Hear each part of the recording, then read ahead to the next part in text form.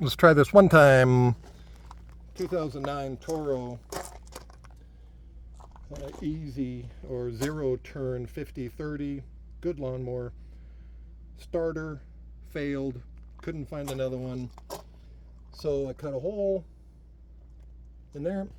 And I'm going to show you how to start it without one. The thing is, you have to make sure you're close to a power outlet. Make sure it's in park.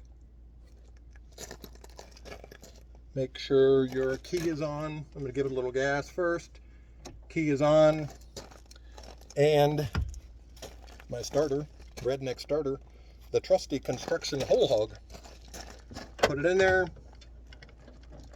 Make sure it's on there tight. There it is. Isn't it? That's it.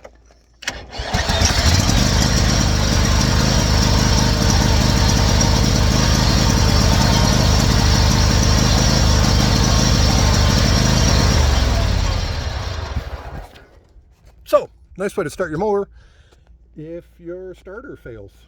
Whole hog, high speed, half inch, and that's it. Thanks.